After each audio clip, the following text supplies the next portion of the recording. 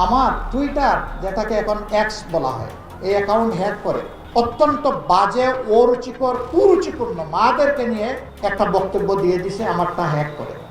বাংলাদেশ জামায়াতে ইসলামের আমির ডাক্তার শফিকুর রহমানের ব্যক্তিগত টুইটার বা এক্স অ্যাকাউন্ট হ্যাক হবার অভিযোগ উঠেছে।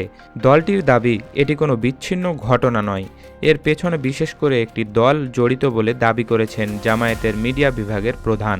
এক সংবাদ সম্মেলনে এসব কথা বলেন তিনি। এদিকে জামায়াতের অভিযোগের বিষয়টি তদন্ত করে দেখা হচ্ছে জানিয়েছে ডিবি পুলিশ। জামায়াতে ইসলামীর দাবি, শনিবার বিকেল 4টার দিকে হঠাৎ করে হ্যাক হয় জামায়াত আমিরের ব্যক্তিগত এক্স অ্যাকাউন্ট। এর আধ ঘন্টা পরেই এই আইডি থেকে নারীদের নিয়ে অবমাননাকর একটি পোস্ট দেওয়া হয়। বিষয়টি নজরে আসতেই দলটির সাইবার টিম আইডি উদ্ধারে কাজ শুরু করে। বিকেল 5টার পর পুনরায় নিয়ন্ত্রণে নিতে সক্ষম হয় অ্যাকাউন্টটি। সকালে এক জরুরি সংবাদ সম্মেলনে জামায়াতের মিডিয়া বিভাগের প্রধান দাবি করেন, এই হ্যাকিংয়ের পেছনে একটি বিশেষ রাজনৈতিক দলের সংশ্লিষ্টতা রয়েছে। তিনি জানান, যারা এই চক্রান্ত করেছে তারা অনেক দিন ধরেই প্রস্তুতি নিচ্ছিল। আমিরের ভাবমূর্তি ক্ষুণ্ণ করতেই পরিকল্পিতভাবে এই আক্রমণ চালানো হয়েছে। এই ঘটনায় ইতিমধ্যে রাজধানীর হাতিরঝিল থানায় একটি সাধারণ ডায়েরি বা জিডি করা হয়েছে।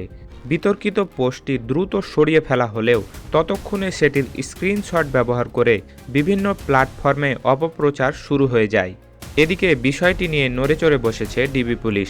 ডিবির সাইবার ইউনিটের ঊর্ধ্বতন কর্মকর্তারা জানিয়েছেন, অভিযোগটিকে সর্বোচ্চ গুরুত্ব দিয়ে খতিয়ে দেখা হচ্ছে।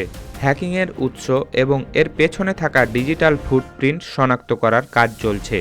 ডিজিটাল নিরাপত্তার এই যুগে রাজনৈতিক ব্যক্তিত্বদের সামাজিক যোগাযোগ মাধ্যম কতটা সুরক্ষিত তা নিয়ে নতুন করে প্রশ্ন তুলল এই ঘটনা। এখন দেখার বিষয় ডিবির তদন্তে পর্দার আড়ালে সেই বিশেষ চক্রের পরিচয় বেরিয়ে আসে কিনা।